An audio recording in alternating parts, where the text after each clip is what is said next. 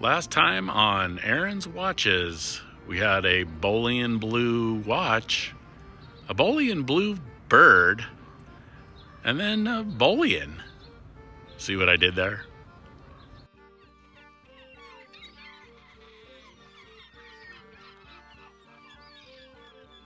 Yo ho ho, welcome back aboard. Watches, birds, and loot. Back again with more of those three. Birds, this is Finley, a cockatiel, and she bows her head all the time because that means that she wants to be petted. But we're not here to talk about birds. Wait, yeah, we are. We want to walk around. That figures. We're here to talk about watches more than anything. Forsining is what I'm phrasing it as. I'm not sure if that's correct, but I ordered these from AliExpress. They came in a really nice packaged box, really well packed, and then it was in like this roll of bubble wrap. So the two watches came like this. Pretty nice little watches for the price. I paid, I believe it was right at $20, $20 and a few cents for each of these. So they were, really affordable. I mean, to get much below this, you could go look at my Sanda review of those watches from AliExpress. Those were all under like $15 or less. There was about 10 of them. These are crazy low. I mean, none of the ones on that other show were automatic watches or mechanicals. They were all quartz or digital. So to get something like this for $20, first let's start off with the measurements. They're both the same. They're both 43 millimeter in diameter, but they're both 14.6 thick. Both have 22 millimeter lug width, so 22 millimeter straps. They're both 50 millimeter lug to lug. But so basically the cases are the same, other than the crown location. So actually, why don't I just grab? So yeah, this one. So if you can see, they're both the exact same case. It's just that the crowns are in different positions. This one here is basically a dual or a double dial, I would call it. I think that's what it's called. The model number TM-362G, which is printed on the back here. TM-362G. I'm guessing that's the model number. I didn't see a name for this. Mineral crystal. The case, I think this is a alloy case, so kind of a mixed metal. It's got a little heft to it, but it does feel, the flick test, it does feel a lightweight. It does say stainless steel case back.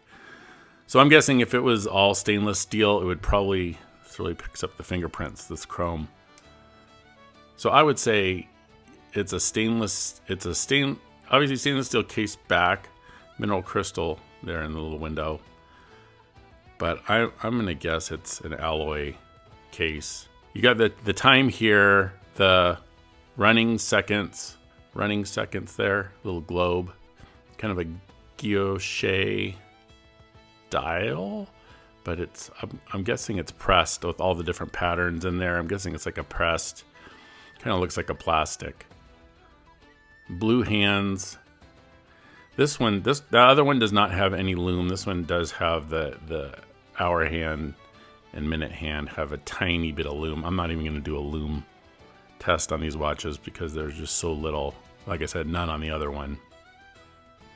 But really, really, really nice dial. Kind of, it does sit deep in the case there, if you notice. So it sits down in there. The crystal, mineral crystal, is kind of sits above the bezel just a tiny bit. Winds good, but then it also winds backwards. You can hear it clicking. See if I can get it up here. You can hear it clicking backwards, and then that's winding forwards. So I'm not sure what causes a movement to wind backwards. It's some sort of Chinese movement. Could be seagull. I reached out to Forsining and I did not get any response on what is in this. Not surprising. There's no labeling on the movement itself. It's automatic. It's not hacking. You pull the crown and the seconds keep going, but there's a little play. You can see when I go to turn back and forth, there's a little play in that crown. But when you set it, it does stay. Strap, leather.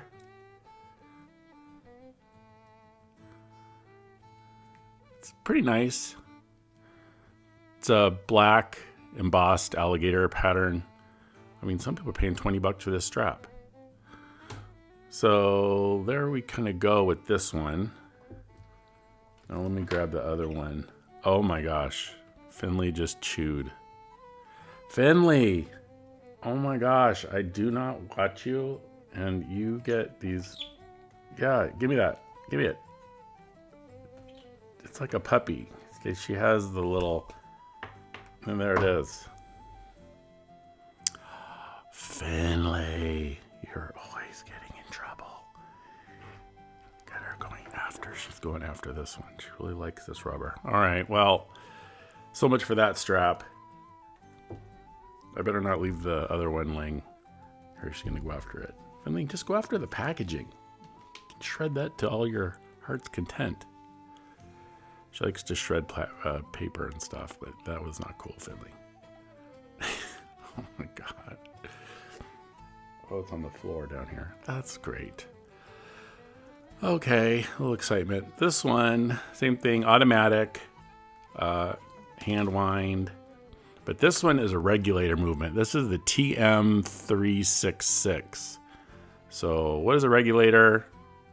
I don't know. It has something to do with trains and I believe pocket watches back in the old days.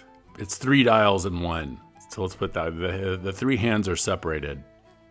So you have your minutes, which is the big hand turning. The top dial is your hours. So see, it's on the 9. So this would be 9:15. All right, I'm back. I had to put her up on my shoulder. She is just really in the chewy mode today. Where was I? So hour hand, second, a minute hand, and then you're running seconds down on the bottom. So if you're not used to these, it's a little difficult to read. For me, I'm not a huge regulator fan because if I wore it for a few days, I would get used to it. But I switch watches out so often usually. I mean, sometimes I'll wear 2 different watches in a day. I just like to be able to look at it and tell the time. I don't want to have to try to figure it out.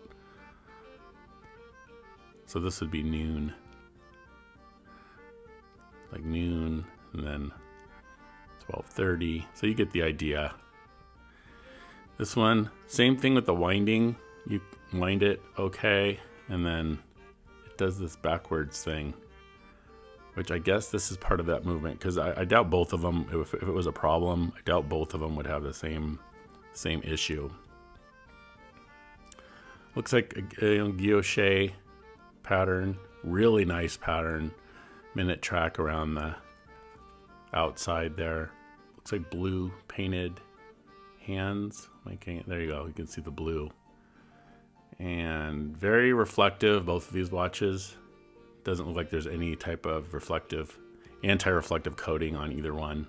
Same thing, stainless steel back. Oh, I saw the plastic on this one.